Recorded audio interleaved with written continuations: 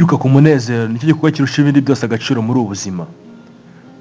Nubitekerezaho neza, uraza gusanga ibyo dukora byose muri ubu buzima, intego yabyo ya nyuma ari ukubona umunezero cyangwa ibyishimo. Tekereza ku kintu ukora kano kanya ubu turimo kuvugana cyangwa wumva ibi ngibi. Nubitekerezaho neza, uraza gusanga neza intego ya nyuma ugamije ari ukugira umunezero muri ubu buzima, haba uyu munsi cyangwa ejo mu gihe kizaza. Impamvu twiga turiruka ku buzima bwiza ni uko dushaka kuzaba tunezerewe. Umufilozofe w'umushinwa Confucius ndetse n'umugereki Socrate bose bahurije ku kwemeza ko kumererwa neza, well-being, no kwaguka cyangwa se gukora mu mibereho, personal growth, ariyo ntego nyamukuru y'ubu buzima bwacu. Ibyo dukora byose biba bigamije ibi ngibi. Ndabasuje, nitwa Dominique Xavier. Abashinze Leta Zunze Ubumwe za Amerika nabo mu mahame y'ingenzi bashyizeho agize uburenganzira bw'ibanze bwa muntu harimo gushaka umunezero. Dushaka umunezero dukora ibikorwa bituma dukora ibikorwa ndetse tubona ibikorwa byiza twishimiye n'ibintu byiza. Ikibazo ni uko ibyishimo bitava mu byo dutunze cyangwa mu bintu tubamo, ahubwo ibyishimo biba mu mutwe w'umuntu. Ubwonko bwacu nibwo bukora ibyishimo. Ibice by'ubwonko birimo icyitwa amygdala, hippocampe, système limbique ndetse n'imisemburo iba mu bwonko irimo yitwa dopamine, serotonine, norepinephrine ndetse endorphine. Ibi byose nibyo bituma twishima. Iyi misemburo iramutse ivubutse mu mutwe wawe, nubwo haba nta kintu cyabaye, nta mafaranga ufite, utabyaje inka cyangwa utabyaye, utanywa inzoga cyangwa utanariye, wakwishima. Gusa tumara igihe kinini dukora ibikorwa bituma iyi misemburo ivubuka mu mutwe wacu. Yaba ibice byacu by'ubwonko n'iyi misemburo, tuzi gukora ibyo dushoboye gukora byose kugira ngo twinjize ibituma ibice byose bikora cyane kugira ngo twishime. Kureba imikino, imyidagaduro, gushakisha ubutunzi, kumarana igihe n'abantu beza dukunda, gukorana imibonano mpuzabitsina n'abantu dukunda, ndetse no kunywa inzoga n'ibindi biyobyabwenge bitandukanye. Kunywa inzoga reka ibyo tuvugaho. Ntabwo tuvugaho kenshi, ariko intego nyamukuru ituma tunywa ibinyobwa bisindisha ni ugusinda, byaba cyane cyangwa se buhoro. Guhindura uburyo twiyumvaga bitewe n'inzoga niyo ntego nyamukuru ituma tunywa inzoga. Inzoga idasindisha, abanywa inzoga ntabwo bayinywa. Twanga kunywa ibidasembuye kuko uko ubinyweye ari nako usoza ukimeze. Usibye ko kandi uba wanahaze iyo binyweye. Wigeze wumva inkuru z'ukuntu inzoga yavumbuwe mu myaka 2000 mbere ya Yezu? Aha abanyasumeri bafataga utuvungukira tw'imigati ikoze mu ngano, bakatwinika mu mazi, bagashyira ku zuba kugeza igihe ibi ngibi bibaye ikivuge, ariko cyajemo umusemburo. Bakirya bagasinda, bakabyita umugati usukika. Muri Babiloni ho muri iyi myaka, itegeko ryahana umuntu wese wenga inzoga ibishye cyane. Umwenzi wengaga inzoga ibishye bayimwikagamo kugeza apfuye.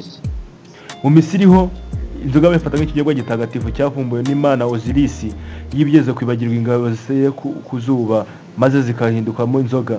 Ubwo zivangaga n'amazi ya Nili amatagatifu, akava ikinyobwa kiryoshye cyane cyo cyaje kwitwa inzoga. Muri iki gihe hose ku isi inzoga ari ikinyobwa gitagatifu kubera ko mu Bugiriki Imana Dionysos yari imana y'ibirori n'inzoga. Ibi byanashimangirwa n'ikoreshwa rya divayi nk'ikimenyetso cy'amaraso ya Kristo. Reka tuve muri ibi by'amateka tuvuge ku mibare. Isoko ry'inzoga kuri iyi si yose mu mwaka wa 2021 yari ifite agaciro ka miliyari 1,949 na miliyoni 200 z'amadolari ku isi hose. Iki gihe hari icyorezo cya COVID-19 utube tudakora neza. Aho mwaka ugize uyu munsi inzoga zigeze kwinjira agera muri miliyari 1,339 kandi turi mu kwezi kwa 9. Mu 2029 abatuye isi bose bazaba banywera miliyari 4,102 na miliyoni 300 buri mwaka. Aba bantu banywa izi nzoga bose ntago bagira neza be na gato. Icyo kinyobwa kinjira mu mubiri w'umuntu aho kugira ngo umubiri ukore neza, ahubwo ukarwana kuyikuramo. Kwikuramo uburozi bwishyizemo. Ntago bisobanuye yose neza nimba inzoga yitwa tuzinywa cyane imba izo zitunywa.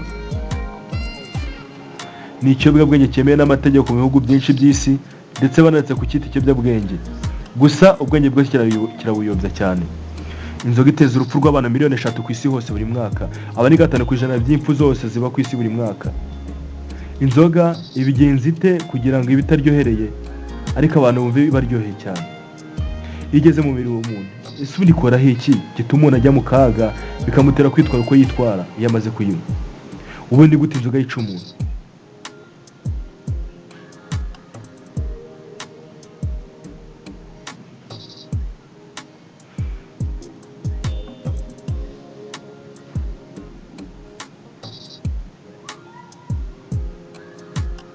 Abantu bakunda inzoga kubera ko ari ikinyobwa gisa n'igikora ibitangaza mu mubiri w'umuntu. Ikinyobwa unywa kikaguhindura ubuzima, ariko mu buhe buryo? Ikinyobwa unywa kikaguhindura imyumvire n'imyitwarire. Umuntu wanyweye inzoga bwa mbere nawe ubwe byaramugwiriye kuyivumbura, kuko mu mwaka w'ibihumbi 7,000 n'ibihumbi 2,500 mbere ya Yezu, igihe abantu bari bagikoresha amabuye aconze mu mwanya w'ibikoresho byose dukoresha uyu munsi, birashoboka ko hari umuntu wariye ku mbuto nk'imyembe cyangwa se pome zashaje zitangiye kubora, akumva uburyo zisharira, bamwe bagatangira gukunda ubwo buryohe butaryohereye. Ni gute uburyohe busharira birangira buhindutse uburozi buraza abantu mu biraro? Uburozi bwo mu nzoga bwica abantu bwitwa etanol. Ni ikinyabutabire cy'amatembabuzi kitagira ibara, gisa n'amazi kandi kikaka cyane nk'ibindi bicanwa byose tubona nka peteroli. Ugeze wumva abantu bavuga ko kanyanga n'izi nzoga zindi zisukika bita ibyotsi yishenye umwambi zaka? Ni ukubera iyi etanol. Ni uruhurane rw'ibinyabutabire, atome ebyiri za carbone, atome imwe ya oxygene na atome imwe ya hydrogene. Hydrogene na oxygene nibyo bigize amazi, ariyo mpamvu iyo byongeye atome za carbone bikora etanol ifite ibara ry'amazi. Ikintu cyose inzoga igukorera iyo wayinyoye gikorwa ni etanol, kandi byose bibera mu bwonko. Ibita bihindura inzoga ikiyobyabwenge nk'urumogi, kokayine cyangwa se ibindi byose na mugo. Gushya gukiribwa cyangwa se ikinyobwa cyatazwe, ngiki igikorwa gikora inzoga. Iyo idahiye ntabwo iba ari inzoga, kubera ko ntabwo iba irimo etanol. Gushya ni ukwihinduranya kw'isukari igahinduka umusemburo. Icyitwa glucose ariyo sukari mu butabire ihinduka etanol. Gutara ni ugutegeza ko isukari iri mu mbuto ihinduka etanol. Ibi bikorwa n'ibinyabuzima bito cyane bitagaragara, biba biri mu mbuto zikorwamo inzoga, babyita levure. Utu tunyabuzima twitwa levure tuba mu binyabuzima byinshi, ku buryo no mu mara yacu tubamo. Kubera iterambere, utu dukoko cyangwa se utu tunyabuzima twita levure abantu basiga badukorera mu nganda, bakadukoramo nk'ifu cyangwa ubundi bwoko bw'umusemburo. Ikiba gikenewe gumushya kw'inzoga kugira ngo ibeho ni utu tunyabuzima twita levure cyangwa se umusemburo. Ikindi kiba gikenewe ni ubushyuhe. Ibyo ushaka ko bishya bigomba kuba ahantu hari ubushyuhe bwa dogere 14 cyangwa se 12 kuzamura. Munsi ya 12 ntabwo gushya bibaho. Niyo mpamvu inzoga zimwe bazicanira nk'ikigage, izindi bakazitara mu rwina. Iyi nzoga irimo gushya aho iri bayitaze, twa tunyabuzima twitwa levure iyo turimo mu gikorwa cyo guhindura isukari mu kinyabutabire cya etanol, bitanga ingufu bigakorana gaze yitwa carbone. Iyi gaze ni ituma inzoga ibira. Iyo ubushyuhe bukomeje kuzamuka bukagera kuri dogere 32, za levure zirapfa, igikorwa cyo gushya kikaba kirarangiye. Kirangira neza iyo isukari yose imaze guhinduka etanol. Iki gihe noneho tuba dufite inzoga yuzuye, none ishobora kunyobwa. Iyi mpamvu turya ibyo kurya tukanywa n'ibyo kunywa byinshi bidasembuye n'ibitugiraho ingaruka mu myumvire no mu bitekerereze. Nuko ibinyabutabire bigize ibyo biribwa nk'ibinyobwa biba ari binini cyane, kuba ari bitinjira mu mubiri ngo bite bijya mu maraso ako kanya, bibanza mu gifu bikanahatinda.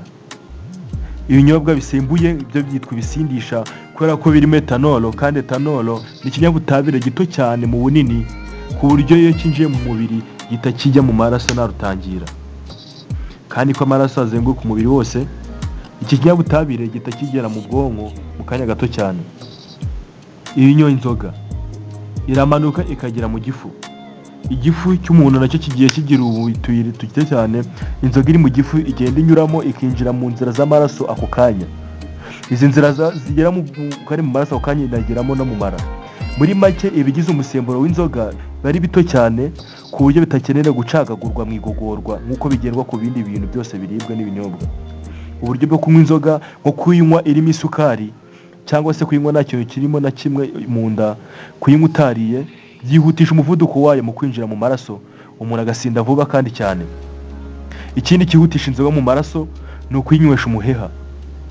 Iyo uyinywesheje umuheha uba ukurura umwuka wose uri muri iyo nzoga, kandi uwo mwuka nawo uba urimo ethanol, uba urimo umusemburo. Ni nayo mpamvu kandi abantu aribo abapima, cyane cyane abapolisi, iyo banywera ko umuntu yasinze. Umwuka turabizi kujya mu muhaha, kandi turabizi ko akazi k'ibihaha ari ukujyana umwuka wa oxygene mu maraso. Ibi bivuze ko iyo unywesheje inzoga umuheha, wa mwuka w'inzoga wagiye ukurura gake gake urimo umusemburo ugenda ukegera mu bihaha, wajya mu bihaha ako kanya ugahita wirukira mu maraso nk'undi mwuka wose duhumeka, bityo ugusinda kukihuta kubera ko ya nzoga igera mu maraso nta hantu unyuze. Umusemburo iyo wageze mu maraso uhita wirukira ku mutima. Umutima ushinzwe gukwirakwiza amaraso mu mubiri, nawo rero ukwirakwiza amaraso mu mubiri wose ku buryo mu kanya gato cyane utangiye kunywa inzoga ushobora gusanga wasinze igice cye cyose n'umumaro uhuzemo inzoga ndetse no mu nzara. Bifata amasegonda 45 kugira amaraso avuye ku mutima azengutse umubiri wose anagarutse ku mutima. Bivuze ko kuva inzoga ikwinjiyemo mu masegonda 50 ushobora gusinda, kubera ko gusinda bitangiriye amaraso arimo umusemburo ageze mu bwonko. Ku bantu basinzeho murabizi, bitangira wumva ari imyumvire myiza, ukumva urasa n'uruhutse neza, ibitekerezo bikisukirana, ukumva uri mu bihe byawe byagukundisha gusinda. Ikiba kiri kuba ntabwo ari ikintu cyiza nk'uko byumva. Ethanol iyo kigera mu bwonko, ahantu ibanza ni mu gice cy'ubwonko cyitwa cortex prefrontal.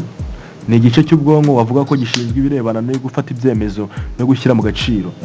Iyo urimo gutekereza ku bintu bigusaba gutekereza gufata icyemezo, iki ni igitekerezo cyiza, iki ni igitekerezo kibi, ibi bintu ngomba kubikora, ibi si ngomba kubikora, ntibikwiye. Cortex prefrontal ni ibiri mu kazi, ni ibiri gukora ibi byose. Ni icyaha gice cy'ubwonko kidufasha kumenya icyo twakoze, twagikoze neza cyangwa twagikoze nabi. Aha ni inzoga yihutiro iki kujya mu bwonko. Ethanol iragenda ikabangamira ugutumanaho k'utunyangingo tw'ubwonko muri aka gace, aribwo umuntu uzamubona atarasinda bya nyabyo, ariko agatangira guhindura imyitwarire. Niba agiraga isoni atavuga mu bantu, ukabona atangiye gufata ijambo. Nuko agace k'ubwonko kashaka gufata, gatuma afata agaciro, agashyira mu gaciro no kubera agomba gukora n'ibyo tugomba gukora, kaba kinjiwe n'ibintu bituma kadakora uko bisanzwe. Umuntu ahita yumva amerewe neza, hano bigorana kunywa icupa rimwe. Kubera ko utangira kunywa icupa rimwe wiyumva neza, ukuntu uvuguye neza unywa icupa rimwe, umubiri wawe ukubwira ko ushyizemo irindi, kuryoherwa byarushaho. Ikindi kitubuza kunywa icupa rimwe nuko cortex prefrontal ituma dushyira mu gaciro, ituma twibaza ibikwiye n'ibidakwiye, iba yamaze kwangirika. Icyemezo cyo gushyira mu gaciro ngo tunywe icupa rimwe rero nikiba kigishobotse. Mu bwonko bwawe ethanol cyangwa se umusemburo ukora cyane ku itumanaho ry'utunyangingo tw'ubwonko, ni ukuvuga ku ihererekanya ry'amakuru mu bwonko. Kuri buri kanyangingo k'ubwonko hariho recepteur cyangwa se akazone gatoya gashinzwe kwakira amakuru avuye ku kandi kanyangingo, hakaba n'agashinzwe kuyatanga. Ubwonko bwa buri wese muri twe habamo acide yitwa gamma aminobutyrique, GABA mu magambo ahinnye. Iyi ifite akazi ko kujyana ubutumwa kava ku kanyangingo kamwe kajya ku kandi mu bwonko bw'umuntu. Ihererekanya ry'amakuru rihera ahantu hitwa muri synapse, ni ahantu mu bwonko utunyangingo tubiri tw'ubwonko duhurira, dukoraniraho. Umusemburo w'inzoga rero iyo ugeze mu bwonko, ikintu ubanza gukora ni ukuri ya acide gamma aminobutyrique GABA, kubera ko ari ishinzwe kujyana amakuru hagati y'utunyangingo n'utundi. Iyo iciwe n'ijye n'umusemburo w'inzoga, amakuru mu bwonko ntakomeza gukwirakwira uko bikwiye, bituma ibikorwa bibera mu bwonko bigabanyuka umuvuduko. Ubwonko bugatangira gukora ku muvuduko muto. Ubwonko butarimo gukora cyane buratuza.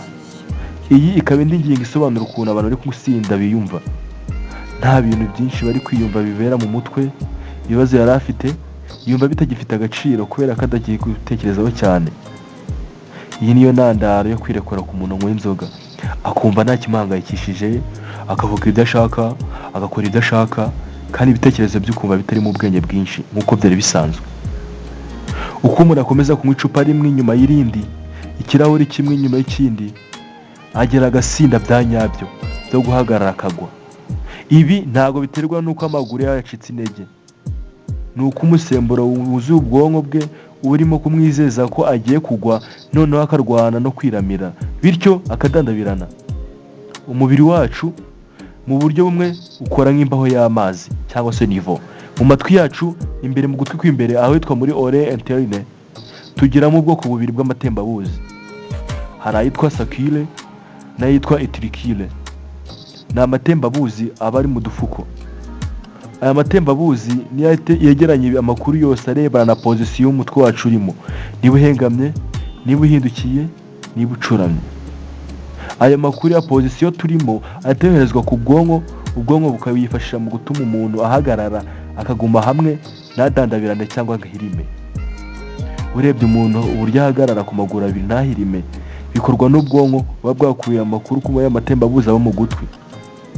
Inzoga yawe rero igeze mu bwonko ikabangamira itumanaho ry'utunyangingo tw'ubwonko, sacule na utricule y'amatembabuzi yo mu gutwi yohereza amakuru ku bwonko y'uburyo umeze.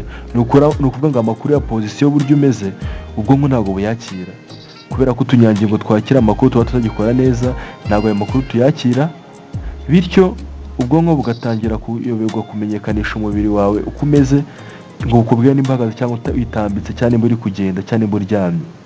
Uko niko abantu basinze badandabirana, kubera ko ubwonko ntabwo buba bukimenya icyerekezo barimo. Iyo ukomeje kunywa inzoga igenda igera no mu bindi bice by'ubwonko bifite inshingano zitandukanye.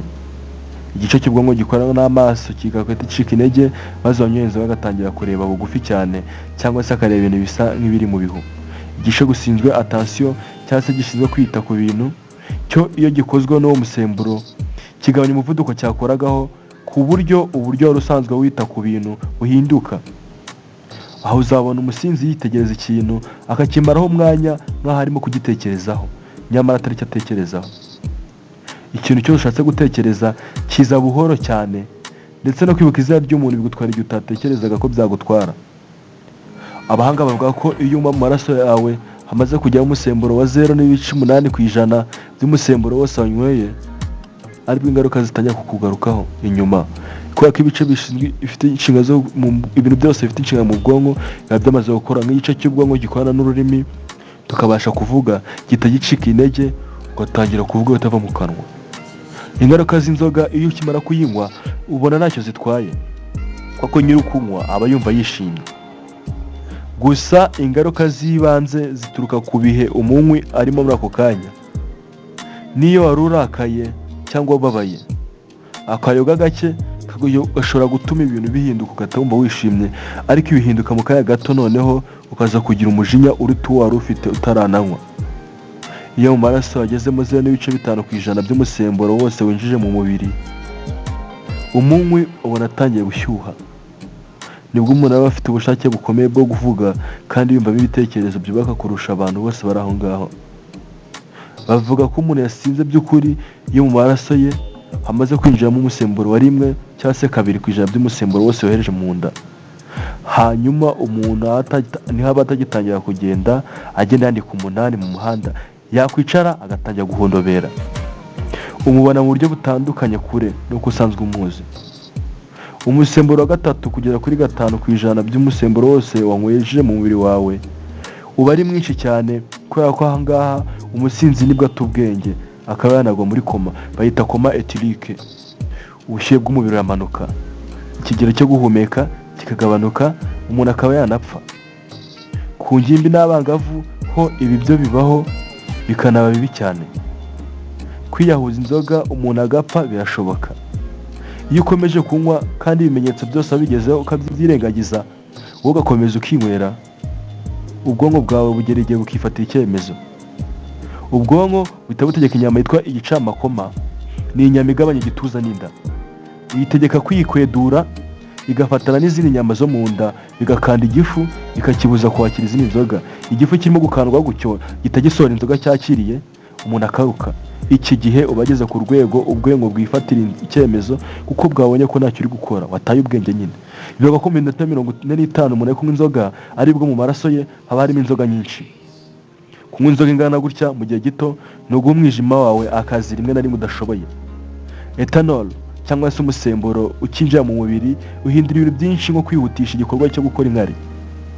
Uzabibwirwa nuko abantu barimo kunywa inzoga uzababona bihagarika kenshi. Uzi kuko umusemburo wongera umuvuduko kuko n'inkari niko umubiri wacu utakaza amazi menshi ku muvuduko wari usanzwe, kuko umubiri uko inkari nyinshi kandi ukihagarika kenshi niko amazi agenda agabanuka mu mubiri ukuri kuyasohora. Nyamara ayo mazi umubiri urayakeneye. Iyo amazi akomeje gusohoka gutya umubiri urayabura. Iyo uyabuze kandi uyakeneye cyane ujya kuyavoma mu gice kiba kiyafite menshi cyane, ubwonko. Ikibazo nuko ubwonko nabwo buba bukeneye cyane. Uko ibice byacu by'umubiri byose birimo kuvoma mu bwonko, ubwonko bwatanga ayo mazi kandi abo buyakeneye. Uko burimo kuyatanga ni nako bwikanda. Uko kwikanda bituma bugabanuka mu ngano ukababara umutwe. Niyo mpamvu iyo turimo mu byitwa hangover tukababara umutwe. Iki gihe bidusaba kunywa amazi menshi cyane kugira ngo usubize aho wakuye. Ikindi, iyo unyweye inzoga bigusaba kurya intungamubiri zirimo nko mu magi, mu mineke, kugira ngo wubake ibyangijwe n'inzoga mu mubiri wawe. Imwe mu nshingano z'umwijima mu mubiri w'umuntu ni ukuyungura amaraso ugakuramo ikintu cyose kirimo cyaba umurozi mu mubiri w'umuntu. Inzoga rero ziri muri urwo rwego, ni uburozi. Umwijima ubona inzoga nk'uburozi. Umwijima ukibona igitonyanga cy'inzoga cya mbere mu mubiri utangira kuyungurura amaraso kugira ngo uyakuremo icyo kintu. Mu kuyungura amaraso, umwijima uyohereza amoko 3 y'imisemburo cyangwa se enzyme ebyiri ziba zifite inshingano zo guhindura umusemburo w'inzoga ukareka kuba uburozi: alcohol dehydrogenase ADH, cytochrome ndetse no witwa catalase. Niyo misemburo umwijima wohereza kugira ngo ukure uburozi mu mubiri. Iyi misemburo umwijima uyohereza muri za nzoga zikurimo kugira ngo zishike ubushobozi bwo kukwica. Aka ni akazi katoroshye ku mwijima. Umwijima ntabwo yaremewe gukora akazi kangana gutya, kangana no gukubura cyangwa se kameze nko gusukura amaraso mu gihe nyir'amaraso ibyo bintu bikoze abizi kandi abishaka. Umva iyi mibare: ikirahuri kimwe cy'inzoga umwijima ukoresha isaha 1 n'igice mu kugikura mu maraso. Mu nzoga zose izitwa whisky ndetse na za likeri zimu zikomeye. Ikibazo nuko zimu zinyobwa ku muvuduko mwinshi cyane kubera ko uturahuri ducyo cyane abantu banywa barohayo bakabyita shot. Mu isegonda rimwe umuntu abakaroshye mu nda. Unyoye turahuri 10 umubiri wawe ntabwo wakoresha munsi y'amasaha 15 mu gukura umusemburo mu mubiri. Kandi niyo mu mwijima ubasha gukuramo umusemburo mu mubiri ntabwo uvamo gutyo, usigara ibyo wanjije. Umwijima ntabwo ukura umusemburo wose mu mubiri, ahubwo ukuramo 95% gusa. 5% gasigayemo usorwa n'impyiko binyuze mu nkari ndetse n'uruhu binyuze mu kubira ibyuya. Nibyo umusemburo w'inzoga usorwa n'ibihaha binyuze mu mwuka, ukanasohoka n'uruhu binyuze mu byuya. Umusemburo w'inzoga usorwa n'umwuka mu guhumeka ni bimwe bita ifuke. Iyo unyoye inzoga ikakujya mu mubiri, ingano runaka yayo ihinduka umwuka. Ibintu bita byumvikana impamvu abapolisi bapima umwuka kugira bumve inzoga umushoferi yanyweye. Usibye mu maraso no mu mwuka, umubiri wawe mu kwikiza uburozi bwose yorohera cyangwa se bikawukomerera bitewe n'uko wanyweye inzoga.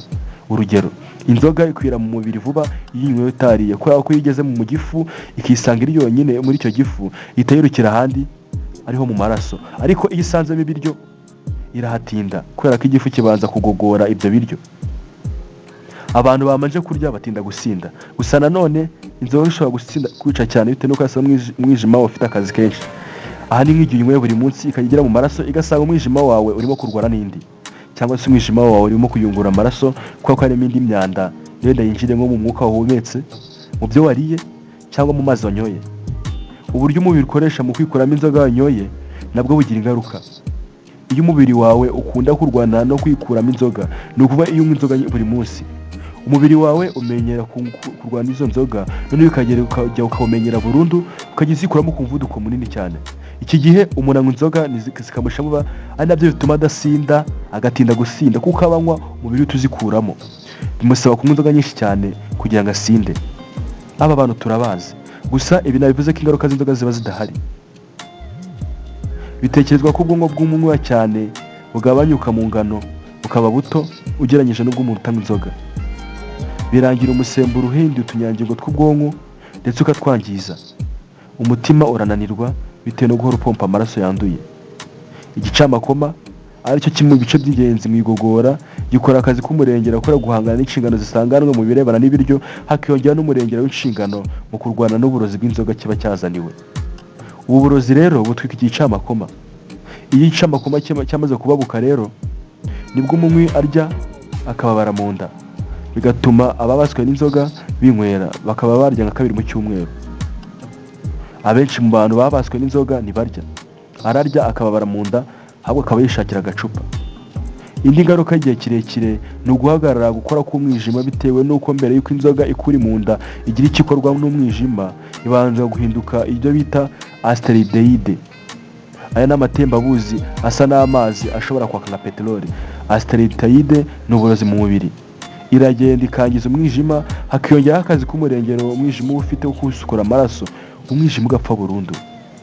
Abantu banywa inzoga nyinshi cyane cyane amarikeri bakunda kurwara umwijima. Kuva mu mwaka w'1978 ishami rya Loni rishinzwe ubuzima rifata kubatwa n'inzoga nk'uburwayi. Bavuga ko umuntu wabaswe n'inzoga iyo kunywa inzoga mu buzima bwe biza imbere y'ibindi byose, haba mu myitwarire ndetse no kwiyitaho nk'abandi bose.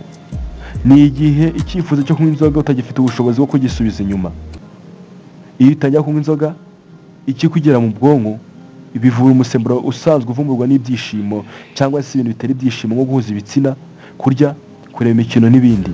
Ibi iyo umuntu abihuje n'ibindi bihe byiza yageze kugira yanyoye, wenda akibuka nk'ibiganiro yagiranye nabo bari gusangira mu kabari cyangwa ibikorwa bakoranye icyo gihe, cyangwa se ibuka mu buryo mu kabari hari igiparo n'amakuru, atayumva ubushake bwo kunywa bwiyongereye cyane ku buryo bamwe banabyita inyota, ariko mu by'ukuri icyo ashaka ari ukongera kwiyumva nk'uko yiyumvishe ubushize yari yasinze.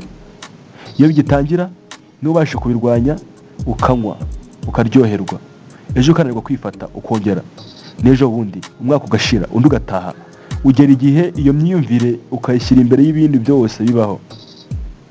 Bitewe n'uko imisemburo ugera mu bwonko bw'umuntu bugabanya umuvuduko w'itumanaho k'utunyangingo, bigatuma ibintu byose bikora buhoro ndetse ukumva uratuje kandi uraryohewe cyane ku buryo rimwe na rimwe ibintu wabonaga bifite agaciro bita agaciro. Nibyo bituma abantu babaswe n'inzoga kuri bo nta kintu gifite agaciro kanini. Uzabona ibyo twitaho nko kumesa, gusa neza mu bandi, kugura ifite agaciro, we ntacyo bibabwiye. Ashobora kumara icyumweru yambara umwambaro umwe cyangwa se atisiga amavuta kubera ko ubwonko bwe nta kindi buha agaciro usibye imyumvire myiza agira iyo yanyoye. Ubuzima bw'umuntu wanyweye inzoga nyinshi buhora mu byago bwo kurwara indwara nyinshi. Nk'urugero, umuntu unywa inzoga nyinshi yagize ibyago byo kugira imvune nko mu kuguru. Gukira kwayo biratinda kubera ko ibisigarizwa by'umusemburo bitabashije gukurwa mu mubiri n'umwijima bifunga tumwe mu dutsi dukikije ahari imvune, maze intungamubiri zakagiye muri amagufa agize ikibazo zikaba aho zinyura, iyo mvune ikaramba. Iyo unywa inzoga nyinshi cyane ukamara imyaka myinshi uyinywa, utunyangingo twubaka amagufwa natwo turapfa. Abaganga bazakubwira ko byitwa osteoneocose aseptique. Uzabona abantu banyweye inzoga nyinshi bacumbagira cyangwa bafite ubumuga runaka, nyamara barakoze impanuka nk'abandi bose ariko kubo kukira bikanga. Ku munywi w'inzoga nyinshi, ibice by'ibanze bibeshaho umuntu nibyo byibasirwa cyane bitewe n'uko biba bihora byakira uburozi. Uyu munsi mu bantu 8 barwara umwijima bikangwa ko bahabwa undi, umwe muri bo aba yarangirije umwijima n'inzoga. Kuberana n'umutima ho OMS ivuga ko uyu munsi kunywa inzoga ku rwego rukabije bikubaka ibyago byo kurwara umutima bitewe n'uko umutima wo munywa inzoga ukora akazi gakubye inshuro 2 agakorwa n'abatanywa inzoga, bitewe n'uko umutima we inzoga ukoresha amaraso yanduye. None ukurikije ibike muri byinshi tutaboneye umwanya wo kuvuga byerekeye inzoga, urumva mu kweza inzoga mu nda wawe ari wowe winyoye cyane iyo uyikunyoye. Mwakoze kudukurikira. Nitwa Dominique Xavier, ndabashimiye.